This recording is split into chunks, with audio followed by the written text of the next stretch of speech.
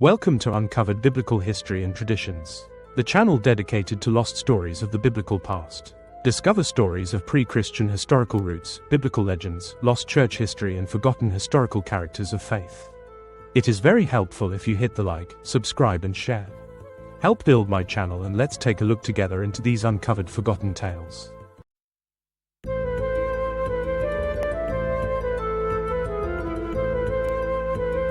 What if everything you thought you knew about European history was wrong? What if the ancient Druids who built Stonehenge, the Celtic warriors who fought Julius Caesar, and even the founding fathers of America all shared a secret connection to the deserts of the Middle East? Today, we're diving into one of history's most provocative theories, a claim that the so-called lost tribes of Israel didn't vanish at all. Instead, they became the ancestors of Western civilization itself. Imagine this, it's 721 BC in ancient Samaria. The Assyrian Empire has just conquered the northern kingdom of Israel, and hundreds of thousands of people are being marched into captivity. These aren't just any people, these are the descendants of Abraham, Isaac, and Jacob. The biblical record tells us they disappeared into the mists of history, scattered among foreign nations, never to be heard from again. Or so we thought. Fast forward to modern archaeological digs across Europe. Researchers uncover stone monuments bearing ancient inscriptions. The name they find, over and over, is Khumri.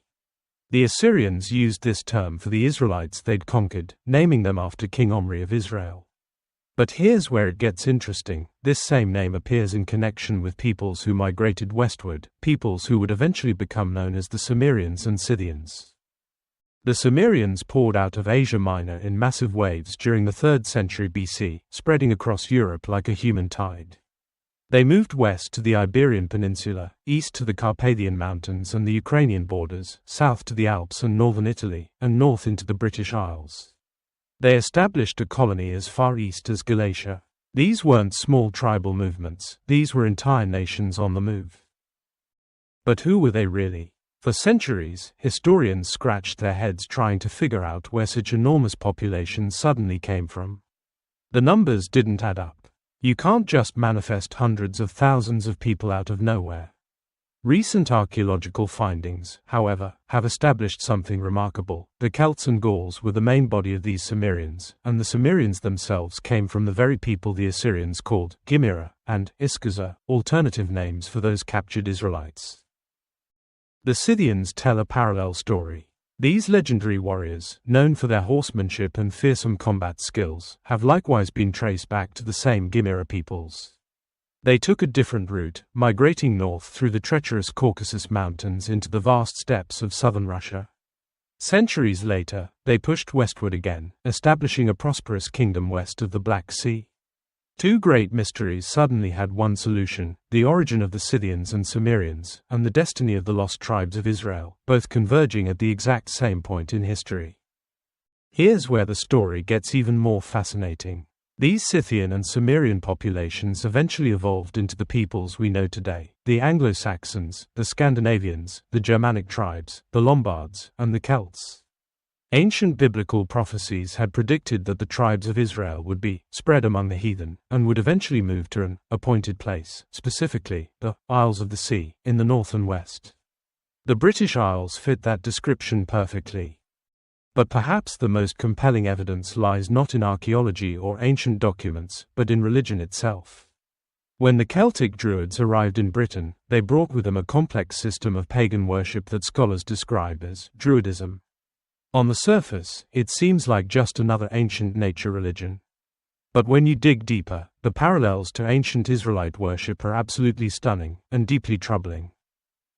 Both cultures worshipped Baal, the sun god. Both built temples in sacred groves among oak trees. Both established worship sites on high places, hilltops and mountaintops considered especially holy.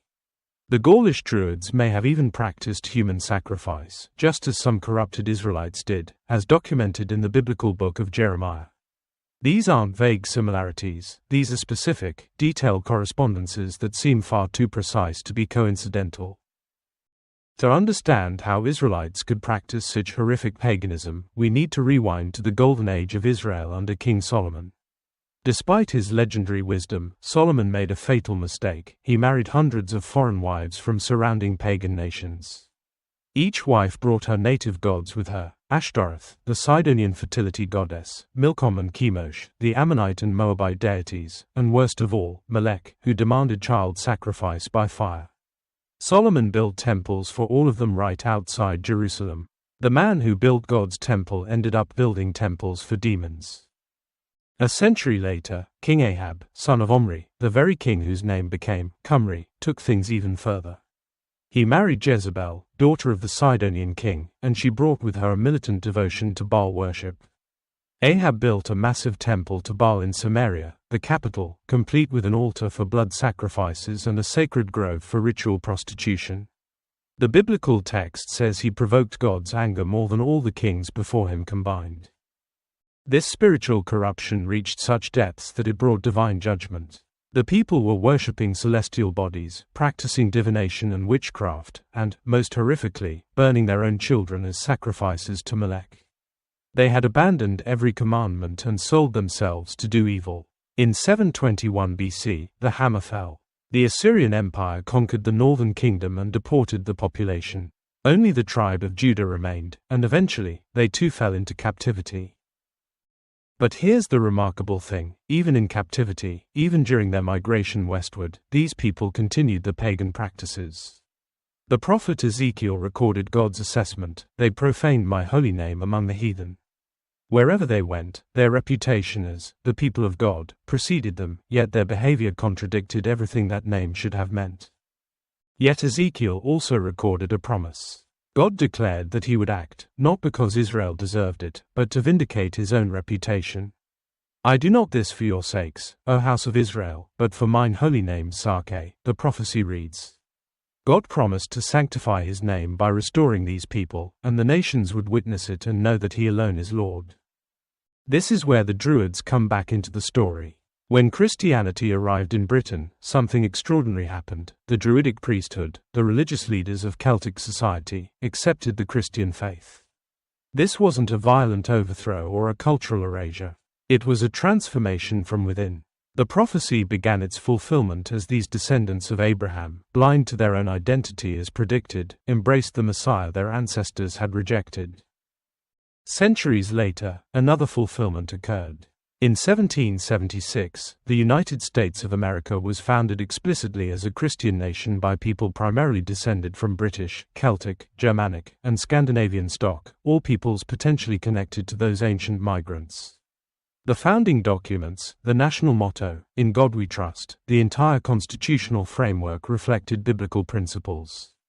It was as if the appointed place prophecy had extended across the Atlantic to a new promised land. Critics argue that religious similarities between ancient Israel and Druidic Britain can be explained by universal human religious patterns. Sun worship, sacred groves, and high places appear in many cultures independently. The linguistic connections are disputed. The prophetic interpretations are questioned by biblical scholars who see different meanings in the texts. But here's what makes this theory so persistently fascinating: it attempts to answer multiple historical mysteries with a single, elegant solution. Where did the massive Scythian and Cimmerian populations come from? What happened to the lost tribes? Why do Celtic religious practices so closely mirror corrupted Israelite worship? Why did Western civilization become the primary vehicle for spreading Christianity worldwide? The Celtic-Israelite connection theory provides answers to all these questions simultaneously. Whether you find this theory compelling or completely implausible, it raises profound questions about identity, destiny, and the movement of peoples across continents and centuries. It challenges us to think about how ancient prophecies might intersect with historical events, and whether the grand narrative of Scripture extends beyond the Middle East to encompass the entire Western world. The stone monuments remain. The archaeological evidence sits in museums. The biblical prophecies are still read. The historical records of Scythian and Cimmerian migrations are documented. The religious parallels between ancient Israel and Celtic Britain are observable. What we make of all this evidence depends on the interpretive framework we bring to it.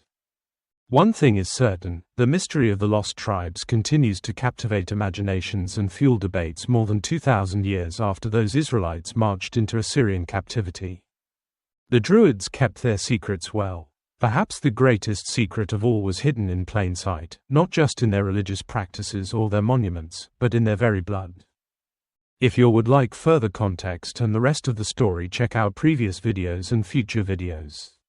If you would like more information where to research this subject, pause this image and look into these resources or find resources in description.